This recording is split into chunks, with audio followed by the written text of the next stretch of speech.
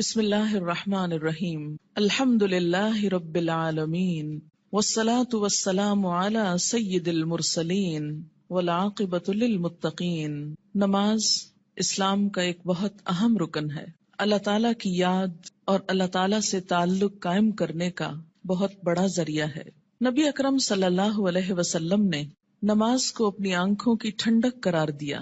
نماز کا وقت ہوتا تو آپ صلی اللہ علیہ وسلم حضرت بلال رضی اللہ تعالی عنہ کو ان الفاظ کے ساتھ آذان دینے کا حکم فرماتے: اقم الصلاۃ یا بلال ارحنا بہا، اے بلال ہمیں نماز سے راحت پہنچاؤ۔ ابو داؤد کی روایت ہے۔ نماز کو رسول اکرم صلی اللہ علیہ وسلم نے جنت میں جانے کی ضمانت قرار دیا۔ حضرت ربیعہ بن کعب اسلمی رضی اللہ تعالی عنہ رسول اللہ صلی اللہ علیہ وسلم کی خدمت میں حاضر رہتے اور نبی صلی اللہ علیہ وسلم کے لیے وضو کا پانی اور دوسری چیزیں لایا کرتے تھے۔ ایک مرتبہ آپ نے خوش ہو کر فرمایا: ربیعہ مانگو، کیا مانگتے ہو؟ حضرت ربیعہ رضی اللہ تعالی عنہ نے عرض کیا: یا رسول اللہ صلی اللہ علیہ وسلم، جنت میں آپ کا ساتھ چاہتا ہوں۔ آپ نے فرمایا: تو پھر سجدوں کی کثرت سے میری مدد کرو۔ یہ صحیح مسلم کی روایت ہے۔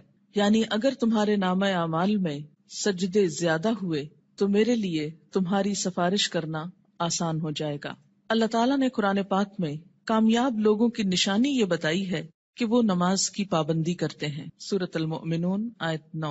سورۃ نور میں فرمایا کہ انہیں تجارت اور خرید و فروخت اللہ کی یاد اور نماز قائم کرنے اور زکوٰۃ دینے سے غافل نہیں کرتی۔ اللہ تعالیٰ نے نماز کو اقامت دین کی تمام تر جد و جہد کا حاصل قرار دیا۔ ارشاد باری تعالیٰ ہے: اگر ہم انہیں زمین میں اقتدار بخشیں، یعنی مسلمان زمین میں عروج کو پہنچے، طاقتور ہوں، تو وہ نماز قائم کریں گے، یعنی لوگوں کو اللہ کے آگے جھکائیں گے، زکوٰۃ ادا کریں گے، نیکی کا حکم دیں گے اور برائی سے منع کریں گے۔ یہ ایک اسلامی حکومت کی بنیادی خصوصیات ہیں۔ تکلیف، دکھ اور رنج کے وقت مومن کا یہی سب سے بڑا سہارا ہے۔ ارشاد باری تعالیٰ ہے: اے لوگو جو ایمان لائے ہو، اللہ سے صبر اور نماز کے ساتھ مدد مانگو۔ حضرت ابراہیم علیہ السلام اللہ تعالیٰ کے حکم پر اپنے اہل و عیال کو بیت الحرام کے پاس بے آب و گیاہ جگہ پر لے آئے تو بارگاہ رب العزت میں یہ دعا کی کہ میرے رب مجھے اور میری اولاد کو نماز قائم کرنے والا بنا۔ حضرت اسماعیل علیہ السلام کے جن اوصاف کا ذکر قرآن پاک میں آتا ہے ان میں سے ایک یہ بھی ہے، وہ اپنے گھر والوں کو نماز اور زکوٰۃ کا حکم دیتے تھے۔ آپ صلی اللہ علیہ وسلم کو بھی اس بات کا حکم دیا گیا کہ آپ اپنے اہل و عیال کو نماز کا حکم دیں اور خود بھی اس کے پابند رہیں۔ قرآن کریم سے ہدایت حاصل کرنے والے خوش نصیب لوگوں کی اللہ تعالیٰ نے جو نشانیاں بتائی ہیں ان میں سے ایک نشانی یہ بھی ہے کہ وہ نماز قائم کرنے والے لوگ ہیں۔ ذالک الکتاب لا ریب فیہ ھدی للمتقین الذین یؤمنون بالغیب ویقیمون الصلاۃ۔ نماز میں غفلت، کاہلی اور سستی سے کام لینے کو اللہ تعالیٰ نے منافقین کی نشانی بتایا ہے کہ اذا قاموا الی الصلاۃ قاموا کسالی، کہ منافق جب نماز کے لیے اٹھتے ہیں تو سستی کے ساتھ اٹھتے ہیں۔ یراؤن الناس، محض لوگوں کو دکھانے کے لیے، ولا یذکرون اللہ الا قلیلا، اور اللہ کو بہت کم ہی یاد کرتے ہیں، یعنی ان کو نمازوں میں بھی خدا یاد نہیں آتا۔ سورۃ ماعون میں اللہ تعالیٰ نے ان نمازیوں کے لیے ہلاکت اور تباہی بتائی جو نماز کے معاملے میں غفلت اور بے پرواہی سے کام لیتے ہیں۔ فویل للمصلین الذین هم عن صلاتهم ساہون۔ قرآن پاک میں اللہ تعالیٰ نے اقوام کی تباہی اور ہلاکت کا اصل سبب ترک نماز بتایا۔ ارشاد باری تعالیٰ ہے: اللہ کے فرما بردار بندوں کے بعد ایسے نالائق لوگ ان کے جانشین ہوئے جنہوں نے نماز کو ضائع کیا اور دنیا کے مزے اڑانے میں لگ گئے۔ ایسے لوگ عنقریب گمراہی کے انجام سے دوچار ہوں گے، یعنی دنیا میں بھی اس کا نقصان اٹھائیں گے اور آخرت میں بھی خسارے میں مبتلا ہوں گے۔ قیامت کے روز جہنمیوں کا ایک گروہ جہنم میں جانے کا ایک سبب یہ بیان کرے گا کہ لم نک من المصلین، ہم نماز پڑھنے والوں میں سے نہ تھے۔ حالت امن ہو یا حالت خوف، گرمی ہو یا سردی، تندرستی ہو یا بیماری، حتیٰ کہ جہاد و قتال کے موقع پر عین میدان جنگ میں بھی یہ فرض ساقط نہیں ہوتا۔ رسول اکرم صلی اللہ علیہ وسلم 5 فرض نمازوں کے علاوہ نماز تہجد، نماز اشراق، نماز چاشت، تحیت الوضو، تحیت المسجد کا بھی اہتمام فرماتے تھے۔ اور پھر خاص خاص مواقع پر اپنے رب کے حضور توبہ استغفار کے لیے نماز ہی کو ذریعہ بناتے، یعنی صلاۃ توبہ. خسوف ہو یا کسوف یعنی سورج گرہن اور چاند گرہن تو مسجد تشریف لے جاتے، زلزلہ یا آندھی آتی تو مسجد تشریف لے جاتے، طوفان باد و باران ہوتا تو مسجد تشریف لے جاتے، فاقے کی نوبت آتی تو مسجد تشریف لے جاتے، کوئی پریشانی اور تکلیف ہوتی تو مسجد تشریف لے جاتے، سفر سے واپسی ہوتی تو پہلے مسجد تشریف لے جاتے پھر گھر پلٹتے، بارش نہ ہوتی تو بھی نماز ادا کرتے. گویا ہر غم، دکھ اور تکلیف کے موقع پر نماز. آج ہم میں سے بہت سے لوگ طرح طرح کے وظائف کرنے کے لیے گھنٹوں خود کو وقف کرتے ہیں، لیکن 2 رکعت نماز ان پر بہت بھاری ہوتی ہے. حیات طیبہ کے آخری دنوں میں بیماری کی حالت میں بھی نبی صلی اللہ علیہ وسلم کو جس چیز کی سب سے زیادہ فکر تھی وہ نماز تھی. وفات مبارک سے چند یوم قبل تیز بخار کی وجہ سے آپ پر غنودگی کی حالت طاری تھی. عشاء کے وقت آنکھ کھلی تو سب سے پہلے یہ سوال کیا، کیا لوگوں نے نماز پڑھ لی ہے؟ یعنی سب سے زیادہ جس بات کی فکر تھی وہ کیا؟ نماز. عرض کیا گیا نہیں، آپ ہی کا انتظار ہے. سرور عالم صلی اللہ علیہ وسلم نے پھر اٹھنا چاہا تو بے ہوش ہو گئے. جب آنکھ کھلی تو زبان مبارک سے پھر وہی الفاظ نکلے، کیا لوگوں نے نماز پڑھ لی ہے؟ عرض کیا گیا نہیں، آپ ہی کا انتظار ہے. تیسری مرتبہ اٹھنے کی کوشش میں پھر غشی طاری ہو گئی. افاقہ ہونے پر ارشاد فرمایا، ابو بکر نماز پڑھائیں. وفات مبارک سے چند لمحے پہلے آپ نے امت کو جو آخری وصیت فرمائی وہ یہ تھی، الصلاۃ الصلاۃ وما ملکت ایمانکم، یعنی مسلمانوں نماز نماز اور اپنے غلاموں کا ہمیشہ خیال رکھنا. یعنی ایک طرف حقوق اللہ اور دوسری طرف حقوق العباد. بندوں میں سے سب سے زیادہ محروم مخلوق غلام. نماز بذات خود جتنی اہم ہے، طریقہ نماز بھی اسی قدر اہم ہے. نماز کے بارے میں حکم صرف یہی نہیں کہ اسے ادا کرو، بلکہ حکم یہ بھی ہے کہ اس طرح ادا کرو جس طرح مجھے ادا کرتے دیکھتے رہے ہو. ایک حدیث مبارک میں کچھ یوں آتا ہے کہ قیامت کے روز حقوق اللہ میں سے سب سے پہلے نماز کا حساب لیا جائے گا. جس کی نماز درست طریقے سے پڑھی گئی ہوگی وہ کامیاب و کامران ہوگا، اور جس کی نماز بگاڑی گئی ہوگی وہ ناکام و نامراد ہوگا. اس سے کیا پتہ چلتا ہے کہ قیامت کے روز صرف یہی نہیں پوچھا جائے گا کہ نماز پڑھی یا نہیں، بلکہ یہ بھی دیکھا جائے گا کہ کس طریقے سے پڑھی، کیا اس میں ان تمام امور کا لحاظ رکھا گیا جن کی پابندی ضروری تھی، سنت کے مطابق تھی یا نہیں. اس سے یہ اندازہ لگانا مشکل نہیں کہ ادائیگی نماز کے ساتھ ادائیگی نماز کا طریقہ بھی بہت ضروری ہے. جو مسائل آگے بیان کیے جائیں گے وہ کسی خاص فقہی مسلک کو سامنے رکھ کر نہیں، اور نہ ہی کسی مسلک کو صحیح یا غلط ثابت کرنے کے لیے یہ مجموعہ مرتب کیا گیا ہے، بلکہ پیش نظر صحابہ کرام کا وہ طریقہ ہے جس میں ایک صحابی حضرت حذیفہ رضی اللہ تعالی عنہ نے ایک آدمی کو نماز پڑھتے دیکھا جو رکوع اور سجود پورے نہیں کر رہا تھا. جب وہ آدمی نماز سے فارغ ہوا تو حضرت حذیفہ رضی اللہ تعالی عنہ نے اسے بلا کر کہا، تم نے نماز نہیں پڑھی، اور اگر اسی طرح کی نماز پڑھتے پڑھتے مر گئے تو طریقہ اسلام کے خلاف مرو گے. یعنی اگر رکوع سجدہ صحیح طور پر ادا نہیں ہوا مکمل طور پر تو وہ نماز پھر نماز نہیں، ایک مذاق ہے نماز کا. ایک دوسرے صحابی حضرت عبداللہ بن عباس رضی اللہ تعالی عنہ نے ایک شخص کو نماز عید سے پہلے نفل پڑھتے دیکھا تو اسے منع کیا. وہ کہنے لگا، اللہ تعالیٰ مجھے نماز پڑھنے پر عذاب نہیں کرے گا. حضرت عبداللہ بن عباس نے فرمایا، اللہ تعالیٰ تجھے سنت رسول صلی اللہ علیہ وسلم کی مخالفت کرنے پر ضرور عذاب دے گا، کیونکہ آپ نے کبھی نماز عید سے پہلے عیدگاہ میں نفل نہیں پڑھے تھے. ایسے کاموں سے کیوں اتنی شدت سے روکا گیا؟ کیونکہ اس سے دین بوجھل ہو جاتا ہے. اگر ایک شخص ایک رو میں آ کے کرتا ہے، دوسرا اس کو دیکھ کے کل ایک پورا وہ طریقہ بن جائے گا اور لوگ اس کو اپنے لیے لازم قرار دے دیں گے اور بلا وجہ دین کو بھاری کر لیں گے. ایک اور صحابی حضرت عمارہ بن رویبہ رضی اللہ تعالی عنہ نے خطبہ جمعہ کے دوران حاکم وقت کو ممبر پر ہاتھ بلند کرتے دیکھا تو کہا، اللہ خراب کرے ان ہاتھوں کو. میں نے رسول اللہ صلی اللہ علیہ وسلم کو دیکھا ہے کہ اس سے زیادہ نہ کرتے تھے. یعنی جمعے کے خطبے کا بھی ایک خاص سٹائل ہونا چاہیے، اور اپنی انگشت شہادت سے اشارہ کیا کہ انگلی سے زیادہ آپ خطبے کے دوران ہاتھوں کو نہیں اٹھاتے تھے. آج آپ دیکھیے سنت کی جب مخالفت ہوتی ہے تو اس کا نتیجہ کیا نکلا ہے کہ لوگ دین سے ہی بھاگنا شروع ہو گئے، کیونکہ بتانے والوں کا انداز اور سٹائل اور بیٹھنا اور گفتگو کرنا یہ سب کچھ دین کے یا حق میں جاتا ہے یا خلاف جاتا ہے. سنت رسول صلی اللہ علیہ وسلم سے محبت کا یہی جذبہ ہم سب کا مذہب ہے، اور اسی جذبے کے تحت یہ احادیث پیش کی جا رہی ہیں۔ صحابہ کرام کے مذکورہ بالا طرز عمل سے یہ بھی معلوم ہوتا ہے کہ جن مسائل کو ہم فروعی، اختلافی اور غیر اہم سمجھتے ہوئے نظر انداز کر دیتے ہیں، صحابہ کرام کے نزدیک ان کی کتنی اہمیت تھی۔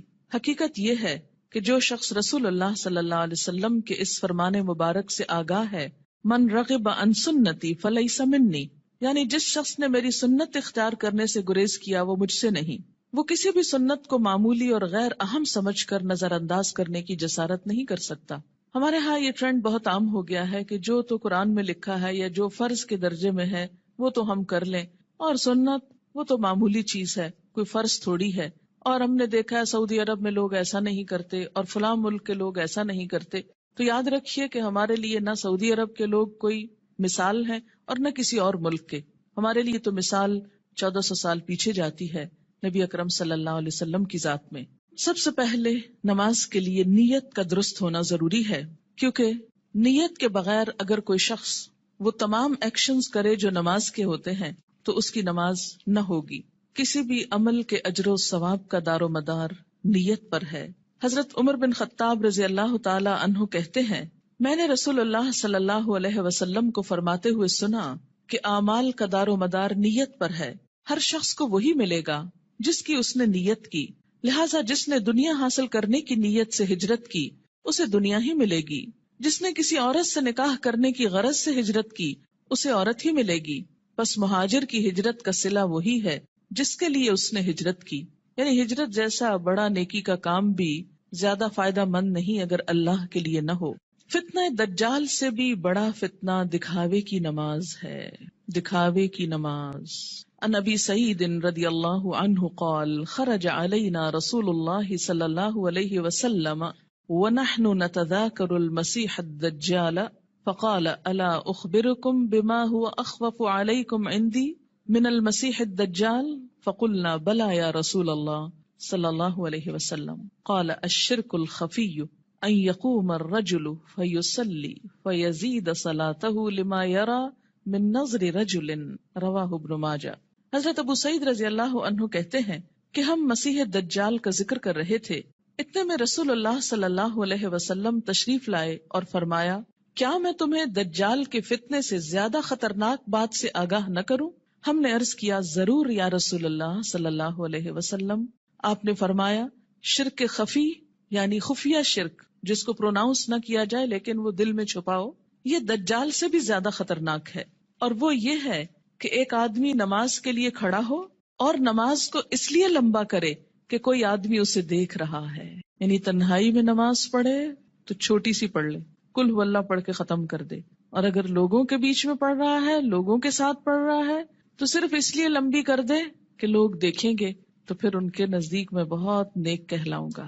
اسے شرک بھی کہا گیا، یعنی شرک خفی، اور اسے دجال کے فتنے سے زیادہ بدترین چیز قرار دیا گیا۔ اور یہ بندوں کو بھی دھوکہ دینا ہے اور اللہ کو بھی۔ منافقین کی ایک صفت ہم نے قرآن پاک میں پڑھی تھی کہ یخادعون اللہ والذین آمنوا، یعنی اپنے ساتھ والوں کو دھوکہ دینے کی بات ہے نا، کہ وہ سمجھیں گے کہ میں اتنا اچھا نمازی ہوں جبکہ ہوں نہیں، تنہائی میں پڑھوں تو کچھ اور پڑھتا ہوں۔ وما یخدعون الا انفسهم، ایسے لوگ محض اپنے آپ ہی کو دھوکہ دیتے ہیں۔ تو جیسی ہم اکیلے میں پڑھتے ہیں ویسی اگر سب کے سامنے پڑھ لیں گے تو کوئی ہم کو نہیں مارے گا، ہو سکتا ہے کوئی نوٹس بھی نہ کر رہا ہو ہم کیا کر رہے ہیں، کسی کو اتنی فرصت کہاں کہ وہ سب اپنے کام چھوڑ کے صرف یہ دیکھے کہ اس کی نماز کتنی لمبی اور چھوٹی۔ یہ محض شیطان کا خیال ہوتا ہے جو ہمارے نیک عمل کو بھی برباد کر دیتا ہے۔ دکھاوے کی نماز شرک ہے۔ ان شداد ابن اوس رضی اللہ عنہ قال سمعت رسول اللہ صلی اللہ علیہ وسلم یقول من صلی یرائی فقد اشرک ومن صام یرائی فقد اشرک ومن تصدق یرائی فقد اشرک، رواہ احمد۔ حضرت شداد بن اوس رضی اللہ عنہ کہتے ہیں، میں نے رسول اللہ صلی اللہ علیہ وسلم کو فرماتے ہوئے سنا ہے، جس نے دکھاوے کی نماز پڑھی اس نے شرک کیا، جس نے دکھاوے کا روزہ رکھا اس نے شرک کیا، جس نے دکھاوے کا صدقہ کیا اس نے شرک کیا۔ اسے احمد نے روایت کیا ہے۔ نماز کی فرضیت۔ نماز اسلام کا دوسرا اہم رکن ہے۔ ان ابن عمر رضی اللہ عنہما قال قال رسول اللہ صلی اللہ علیہ وسلم بنی الاسلام علی خمس شہادت ان لا الہ الا اللہ وأن محمدًا رسول الله وإقام الصلاة وإيتاء الزكاة والحج وصوم رمضان رواہ البخاری۔ حضرت عبداللہ بن عمر رضی اللہ عنہ کہتے ہیں کہ رسول اللہ صلی اللہ علیہ وسلم نے فرمایا، اسلام کی بنیاد 5 چیزوں پر رکھی گئی ہے، اس بات کی شہادت، گواہی کہ اللہ کے سوا کوئی الہ نہیں اور محمد صلی اللہ علیہ وسلم اللہ کے رسول ہیں۔ نمبر 2، نماز قائم کرنا۔ نمبر 3، زکوٰۃ ادا کرنا۔ نمبر 4، حج کرنا۔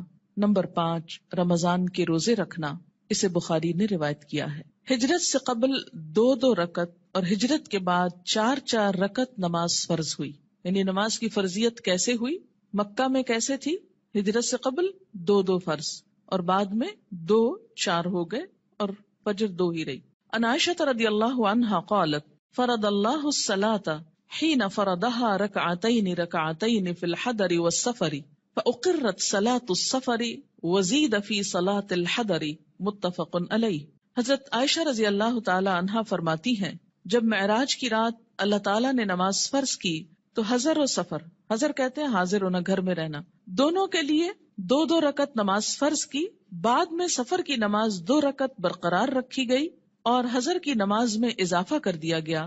اسے بخاری اور مسلم نے روایت کیا ہے۔ نماز کی فضیلت، روزانہ باقاعدگی سے 5 نمازیں ادا کرنے سے تمام صغیرہ گناہ معاف ہو جاتے ہیں۔ ان ابی ہریرہ رضی اللہ عنہ قال قال رسول اللہ صلی اللہ علیہ وسلم ارأیتم لو ان نہرا بباب احدکم یغتسل فیہ کل یوم 5 ما تقول ذلك یبقی من درنہ قالوا لا يبقي من درنه شيئا قال فذلك مثل الصلوات الخمس يمحو الله بها الخطايا متفق علیہ۔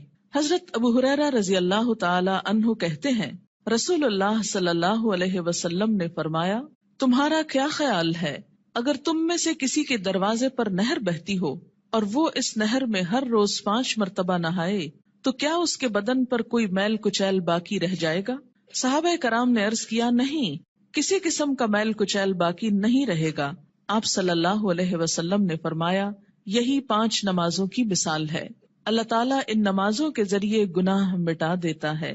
اسے بخاری اور مسلم نے روایت کیا ہے۔ یاد رکھیے کہ کچھ گناہ ایسے ہوتے ہیں کہ جن کو نیکیاں مٹاتی چلی جاتی ہیں۔ ان الحسنات یذہبن السیئات، اس میں کیا چیز آتی ہے؟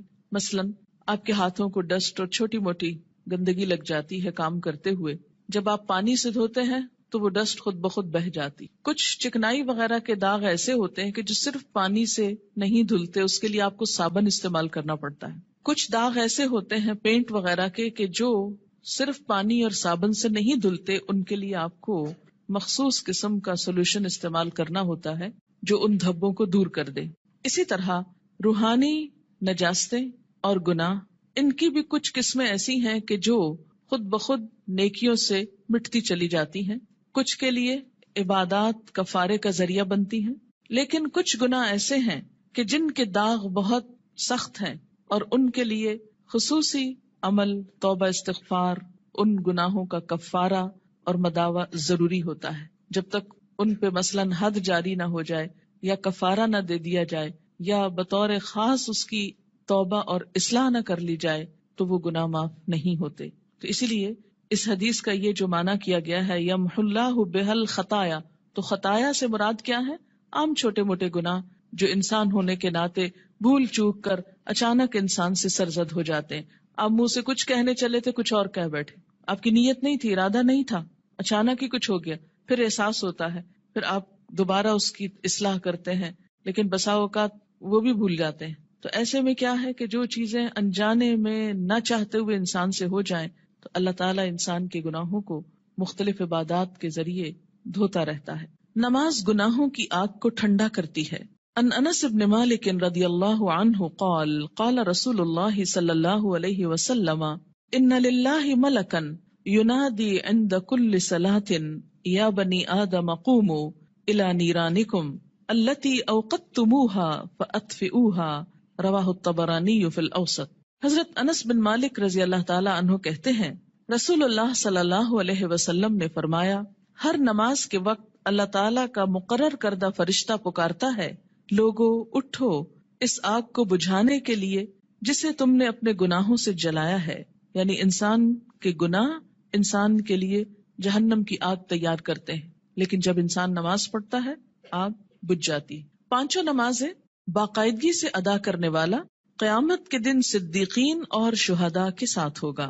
ان عمر ابن مرۃ الجہنی رضی اللہ عنہ قال جاء رجل الى النبی صلی اللہ علیہ وسلم فقال یا رسول اللہ ارأیت ان شہدت ان لا الہ الا اللہ وانک رسول اللہ وصلیت الصلوات الخمس وادیت الزکاة وصمت رمضان وقمته فممن انا قال من الصدیقین والشہداء رواہ ابن حبان۔ حضرت عمر بن مرہ جہنی رضی اللہ تعالی عنہ کہتے ہیں کہ ایک آدمی نبی اکرم صلی اللہ علیہ وسلم کی خدمت میں حاضر ہوا اور عرض کیا یا رسول اللہ بتائیے اگر میں گواہی دوں کہ اللہ کے سوا کوئی الہ نہیں، آپ اللہ کے رسول ہیں، اور پانچوں نمازیں ادا کروں، زکوٰۃ دوں، رمضان کے روزے رکھوں اور رمضان میں قیام بھی کروں یعنی تراویح بھی پڑھوں، تو میرا شمار کن لوگوں میں ہوگا؟ آپ صلی اللہ علیہ وسلم نے ارشاد فرمایا صدیقین اور شہداء میں۔ اسے ابن حبان نے روایت کیا ہے۔ یعنی فرائض کا پورا کرنے والا بلند درجے رکھتا ہے، الا یہ کہ وہ بندوں کے حقوق میں ایسی کمی کرے کہ جس سے اس کے فرائض کا اجر بھی ختم ہو جائے۔ رات کی تاریکی میں مسجد میں آنے والے نمازیوں کے لیے قیامت کے دن مکمل نور کی خوشخبری ہے۔ ان بریدہ رضی اللہ عنہ ان النبی صلی اللہ علیہ وسلم قال بشر المشائین فی الظلم الى المساجد بالنور التام یوم القیامہ رواہ ابو داود والترمذی۔ حضرت بریدہ رضی اللہ تعالی عنہ روایت کرتے ہیں کہ نبی اکرم صلی اللہ علیہ وسلم نے فرمایا اندھیرے میں مسجدوں کی طرف چل کر جانے والوں کو قیامت کے دن مکمل روشنی کی خوشخبری دے دو۔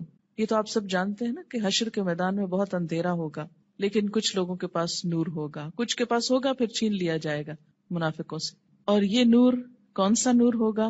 انسان کے اپنے اعمال کا، اور اس نور کو بڑھانے والی چیز نماز ہے، اور خصوصاً رات کے اندھیرے میں مسجد جانے والوں کے لیے خوشخبری ہے۔ عورتوں کے لیے گھر میں ہی یہ نماز پڑھنے کا اجر ہے، اور اگر وہ مسجد نہیں بھی جا پاتی تو انشاءاللہ پابندی سے نماز ادا کرنے کی صورت میں وہ اس اجر سے محروم نہیں رہیں گی۔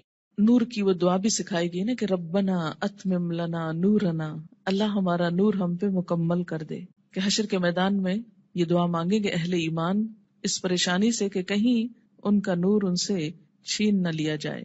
مسجد میں آنے والے نمازی اللہ کے ملاقاتی ہیں جن کی اللہ تعالیٰ عزت فرماتا ہے۔ وَأَن سلمان رضی اللہ عنہ ان النبی صلی اللہ علیہ وسلم قال من تودأ فی بیتہ فاحسن الوضوء ثم اتى المسجد فهو زائر اللہ وحق علی المزور ان یکرم الزائر رواہ الطبرانی۔ حضرت سلمان رضی اللہ تعالی عنہ سے روایت ہے کہ نبی اکرم صلی اللہ علیہ وسلم نے فرمایا جس نے اپنے گھر میں اچھی طرح وضو کیا اور پھر مسجد میں آیا وہ اللہ کا ملاقاتی ہے، اور میزبان کے لیے ضروری ہے کہ وہ اپنے ملاقاتی کی عزت کرے۔ قیامت کے دن ایسے لوگوں کو عزت کے ساتھ جنت میں رکھا جائے گا، عزت کا لباس پہنایا جائے گا اور عزت کا مقام دیا جائے گا۔ وَلَهُمْ أَجْرٌ کریم کی جو بات آتی ہے، کریم عزت والا۔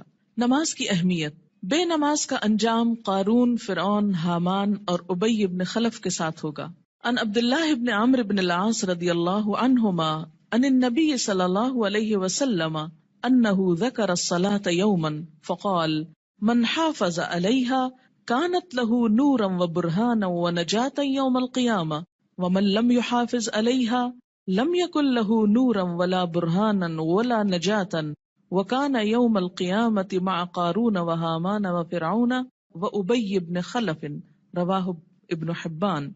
حضرت عبداللہ بن عمرو بن العاص رضی اللہ تعالی عنہ کہتے ہیں کہ نبی اکرم صلی اللہ علیہ وسلم نے ایک دن نماز کا ذکر کرتے ہوئے فرمایا جس شخص نے نماز کی حفاظت کی اس کے لیے نماز قیامت کے روز نور، برہان اور نجات کا سبب ہوگی، اور جس نے نماز کی حفاظت نہ کی اس کے لیے نہ نور ہوگا، نہ برہان، نہ نجات۔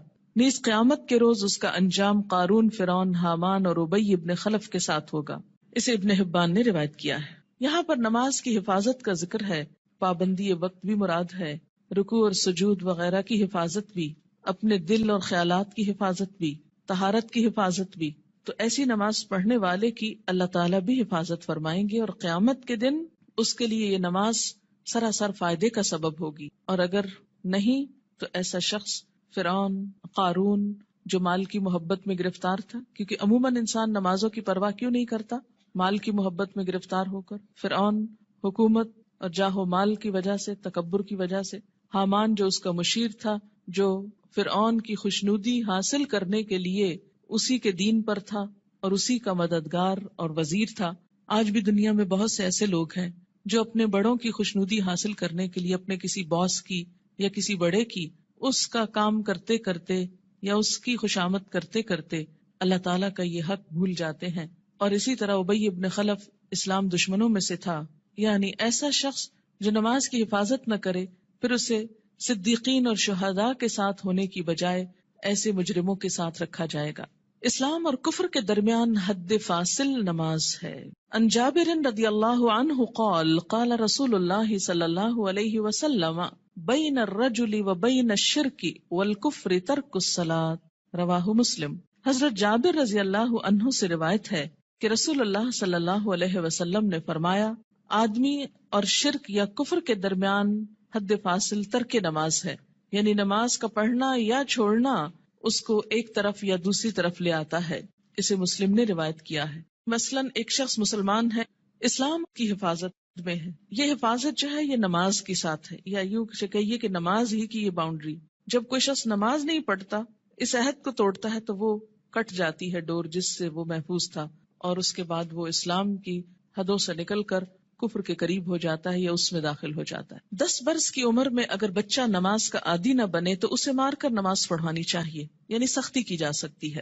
عن عمرو بن شعیب عن ابیہ عن جدہ رضی اللہ عنہما قال قال رسول اللہ صلی اللہ علیہ وسلم مروا اولادکم بالصلاة وهم ابناء 7 سنین واضربوهم علیہا وهم ابناء 10 سنین وفرقوا بینہم فی المضاجع، رواہ ابو داود۔ حضرت عمر اپنے باپ شعیب سے اور شعیب اپنے دادا عبداللہ بن عمرو بن عاص سے روایت کرتے ہیں کہ رسول اللہ صلی اللہ علیہ وسلم نے فرمایا، جب تمہارے بچے 7 برس کے ہو جائیں تو انہیں نماز پڑھنے کا حکم دو، جب 10 برس کے ہو جائیں اور نماز باقاعدگی سے نہ پڑھیں تو نماز پڑھانے کے لیے انہیں مارو، نیز 10 برس کی عمر کے بچوں کو علیحدہ علیحدہ بستروں پر سلاؤ۔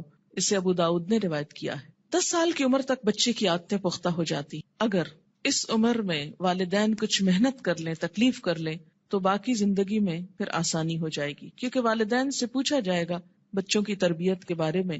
قرآن پاک میں اللہ تعالیٰ فرماتے ہیں، یا ایھا الذین آمنوا قوا انفسکم واہلیکم نارا، اے لوگو جو ایمان لائے ہو، بچاؤ اپنے آپ کو اور اپنے اہل و عیال کو آگ سے۔ ہم سمجھتے ہیں ایمان اور آگ، ہم نے تو کلمہ پڑھ لیا، ہمیں آگ کیوں چھوئے گی؟ اللہ تعالیٰ ایمان والوں ہی سے فرما رہے ہیں کہ اپنے آپ کو اور اپنے بچوں کو، بیوی کو، گھر والوں کو، اہل و عیال کو آگ سے بچاؤ، یعنی ان کی اسلامی خطوط پر تربیت کرو تاکہ وہ اللہ کے بندے بن کر زندگی بسر کر سکیں۔ اگر کوئی شخص اس سلسلے میں کوتاہی کرتا ہے تو اس سے پوچھو گی۔ بہرحال یہاں 7 برس کی عمر سے نماز کی ابتدا کا حکم ہے، اس سے پہلے بچوں کو تکلیف نہیں دینی چاہیے۔ اگر خود شوق سے کچھ کرتے ہیں، مثلاً ماں نماز پڑھی، ساتھ آ کے سجدے کرتے ہیں، بیٹھ جاتے ہیں، تو ٹھیک ہے، لیکن 7 سال سے پہلے انہیں تکلیف نہیں دینی چاہیے۔ اس میں ضرور کوئی حکمت ہوگی کہ 7 سال ہی، کیونکہ اس وقت تک بچہ اپنے کام بہت سے خود کرنے کا عادی ہو جاتا ہے، اہل ہو جاتا ہے۔ 7 سال کے کم عمر بچے کو مثلاً 6 سال میں آپ کو ہاتھ بھی دھلانے ہیں، آپ کو منہ بھی دھلانا ہے، تو ماؤں کے لیے ایک بہت تکلیف ہو جاتی، لیکن عام طور پر 7 سال کا بچہ اپنے یہ کام خود کو واش کر سکتا ہے، خود کو صاف کر سکتا ہے، نہا سکتا ہے، وضو کر سکتا ہے، تو 7 سال کی عمر میں ابتدا کی جائے اور 3 سال تک نرمی سے اسے نماز کا عادی بنایا جائے۔ جب 10 سال کا ہو جائے تو پابندی شروع کرا دی جائے، اور اب اگر پابندی نہ کرے تو سختی کی جائے۔ لیکن انشاءاللہ جو 7 سال سے ابتدا کرا دے گا اس کو 10 سال میں سختی کی ضرورت نہیں رہے گی، اور اس میں آپ پھر تدریج سے کام لے سکتے ہیں۔ مثلا میں نے اپنے بچوں کے ساتھ یہ کیا کہ ان کو جو 7ویں سال کی جو برتھ ڈے آپ سیلیبریٹ کرتے ہیں تو کیک کھلانے کی بجائے بٹھا کے یہ بتایا کہ نماز کتنی امپورٹنٹ ہے، اور آج سے تم 7 سال کے ہو گئے ہو اور ہم سب مل کر مغرب کی نماز پڑھیں گے. میں نے یہ نہیں کہا کہ تم پڑھو، بلکہ ہم پڑھیں گے. اور ساتھ کھڑے ہو کر وضو کروایا، ساتھ کھڑے ہو کر نماز پڑھائی. اس سے بچے کو کچھ بھی مشکل نہیں ہوئی. نماز سے پہلے وضو ایک مشکل کام ہوتا ہے، جو وہ مرحلہ پار کر جائے اس کے لیے اگلا مرحلہ آسان ہو جاتا ہے. تو مائیں اگر وضو کرتے وقت تھوڑا سا وقت 5-7 منٹ لگائیں اور ساتھ وضو کرائیں، اس سے وضو کی بھی اصلاح ہوگی انشاءاللہ، کہ دیکھا جائے گا کہ وہ اپنے کپڑے تو نہیں بھگو رہے یا باتھ روم تو نہیں بھگو رہے. کیونکہ بہت دفعہ دیکھنے میں آتا ہے اب تک کہ بچے تو کیا، بڑے بڑے میچور لوگ جب کسی واش روم سے نکلتے ہیں تو سارا واش روم یوں لگتا ہے جیسے کوئی نہا کے نکلا ہو یہاں سے. کبھی سمجھ نہیں آئی کہ اس قدر پانی گرانے کی کہ جو سنک سے باہر زمین پر بھی پورا پھیل جائے اور کپڑے بھی اور سب کچھ گندا کرے، اس کی آخر کیا وجہ ہے اور اس کی ضرورت کیا ہے؟ جب ہم وضو کرتے ہیں تو نہاتے تو نہیں ہیں، لیکن منظر باتھ روم میں نہانے کا ہی نظر آتا ہے. خیر، اب دیکھیں کہ بچوں کو جب وضو کرائیں تو اس وقت بھی انہیں بتائیں کہ پانی بہت نہیں استعمال کرنا اور کس طریقے سے وہ کریں گے. انشاءاللہ اس کا طریقہ آگے پورا آئے گا، آپ اپنا سب چیک کر لیجئے، بچوں کا بھی کر لیجئے. پھر اس کے بعد یہ کہ ساتھ کھڑا کر کے نماز پڑھیں، کیونکہ تنہا نماز پڑھنے میں کوتاہی ہوتی ہے، مشکل لگتی ہے. جب ساتھ ماں ہوتی ہے تو بچے کو بہت ڈھارس ہوتی اور آسانی سے نماز پڑھ لیتا ہے. 1 آدھ مہینہ آپ صرف ایک ہی نماز پڑھائیں، پھر اس کے بعد عصر کی ساتھ شروع کر لیں، پھر ظہر کی کر لیں. ظہر میں اگر صرف فرض بھی پڑھ لیں تو کافی ہے. پھر اسی طرح عشاء پر لے آئیں، پھر فجر پر.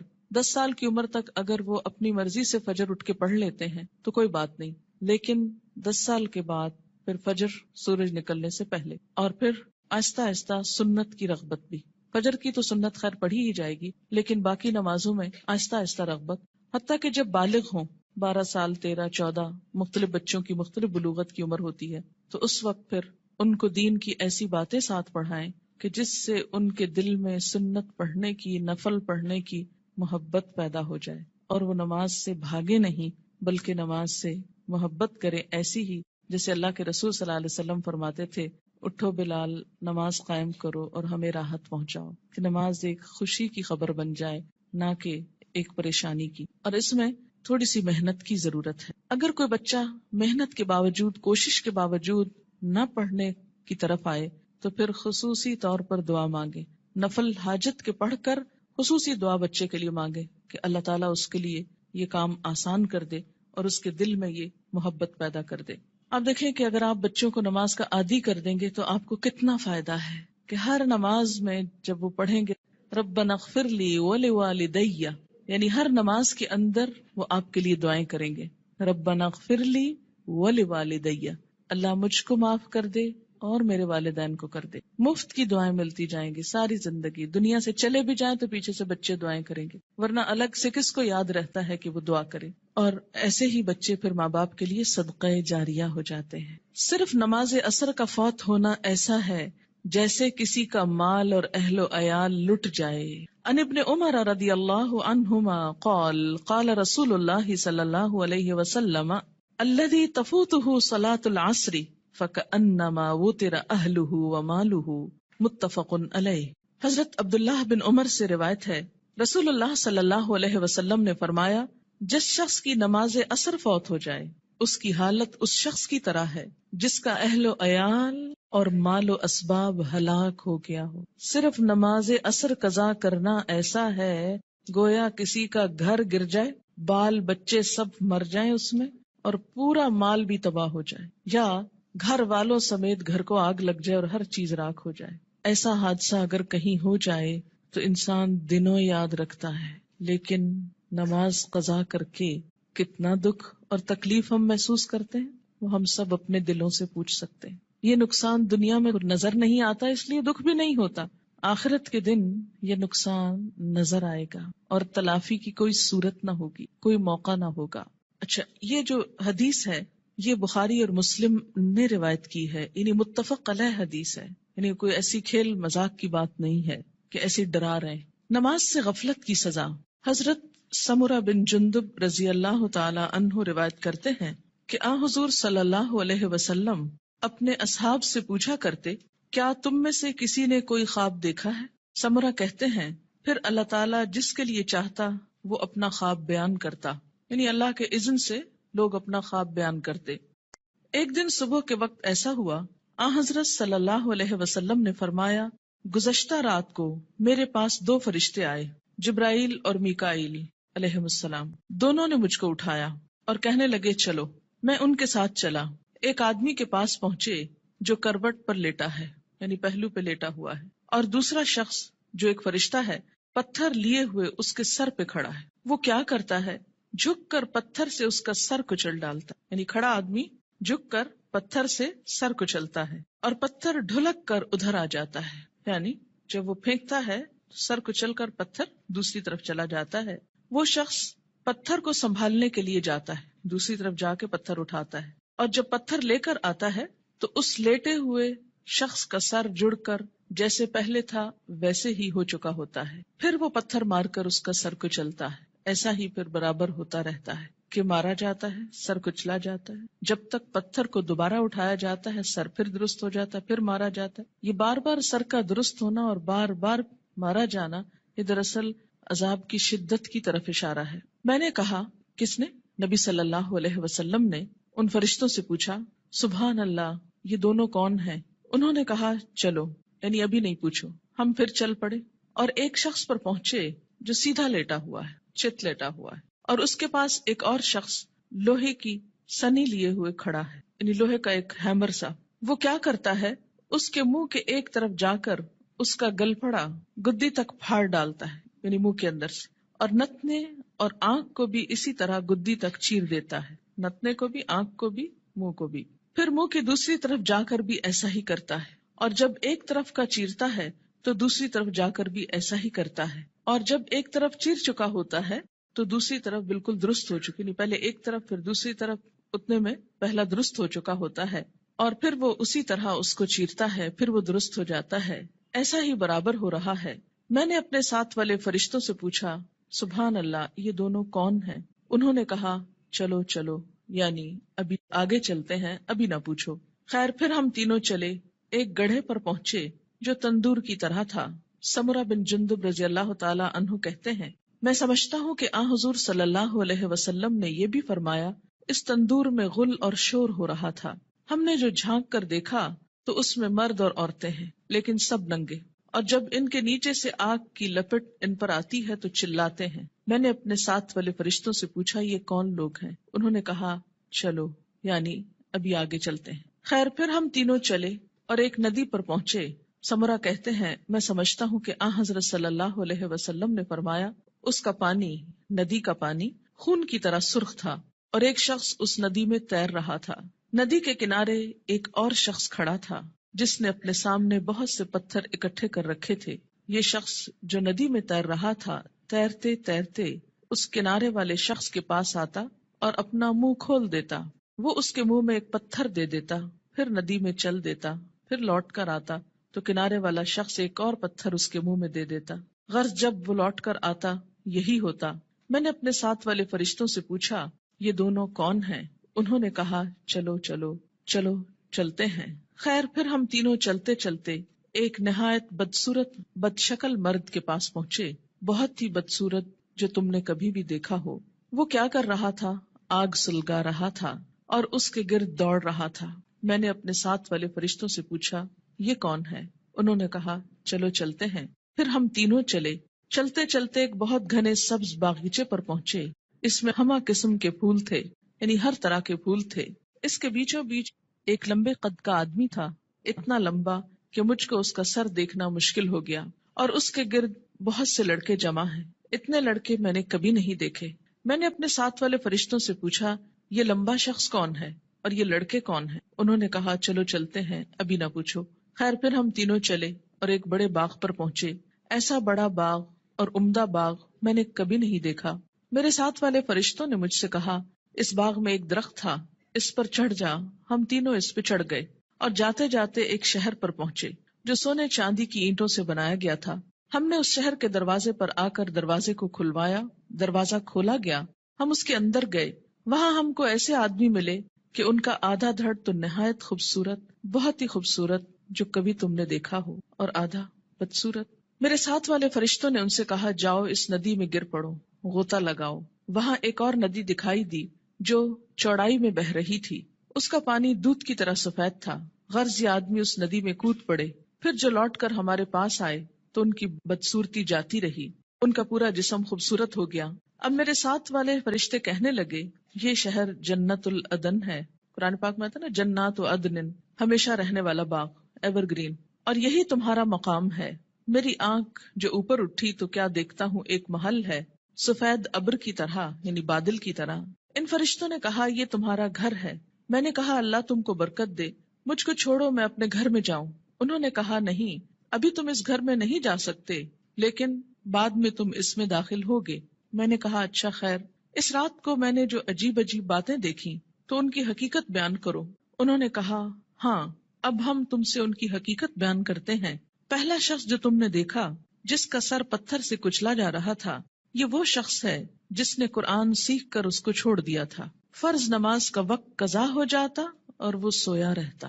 یعنی ایک ہی شخص کے دو عیب تھے، نمبر ایک قرآن سیکھ کر اس کو چھوڑ دیا، یعنی پھر ویسا ہی ہو گیا جیسے اس نے کبھی اس کو پڑھا ہی نہ تھا، اور دوسرا قصور فرض نماز کا وقت قضا ہو جاتا اور وہ سویا رہتا، جیسے فجر کے وقت نہ اٹھنا خاص طور پر۔ وہ شخص جس کے گل پھڑے اور نتنے اور آنکھیں گدی تک چیر رہے تھے، وہ دنیا میں کیا کرتا تھا؟ صبح کو گھر سے نکلتے ہی ایک جھوٹی خبر تراشتا، لوگوں سے کہتا، یعنی پھر بیان کرتا، وہ خبر سارے جہان میں پھیل جاتی۔ یعنی مشغلے کے طور پر کیا اس نے کام اپنا رکھا تھا؟ جھوٹی خبر گھڑنا اور اس کو پھیلا دینا، اور وہ سارے جہان میں پھیل جاتی۔ اور ننگے مرد اور عورت جو تم نے تندور میں دیکھے، وہ زنا کرنے والے اور زنا کرنے والیاں ہیں، یعنی وہ مرد اور عورت جن کے ایکسٹرا میریٹل ریلیشنز تھے دنیا میں۔ اور وہ شخص جو ندی میں تیر رہا تھا، اس کے منہ میں پتھر دیے جاتے تھے، یہ سود خور ہے۔